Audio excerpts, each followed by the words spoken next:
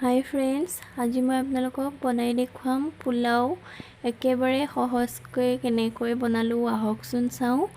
তাৰ বাবে মই লৈছোঁ এটা কুকাৰ আৰু কুকাৰটো গৰম হোৱাৰ পাছত তাতে দিছোঁ অকণমান ৰিফাইন তেল আৰু ইয়াতে মই ড্ৰাই ফ্ৰুটছখিনি দি পেলাই অকণমান ভাজি ল'ম। এইখিনি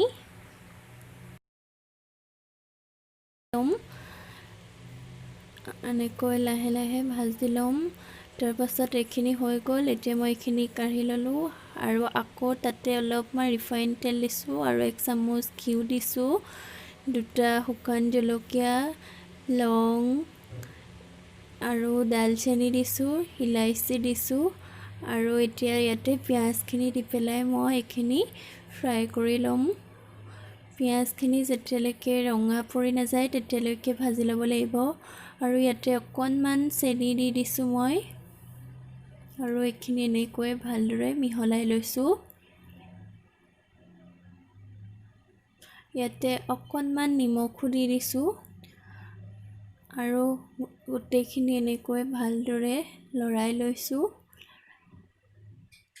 এতিয়া এইখিনি চাউল মই আধা ঘণ্টামান এনেকৈ ভালদৰে ধুই পেলাই ভিজাই ৰাখিছিলোঁ।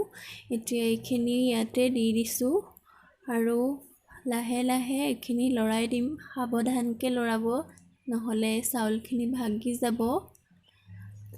হৈ গ'ল। এতিয়া মই ইয়াতে ভাজি থোৱা ড্ৰাই ফ্ৰুটখিনি দি দিছোঁ আৰু অকণমান সময় এনেকৈ লাহেকৈ লৰাই ল'ম।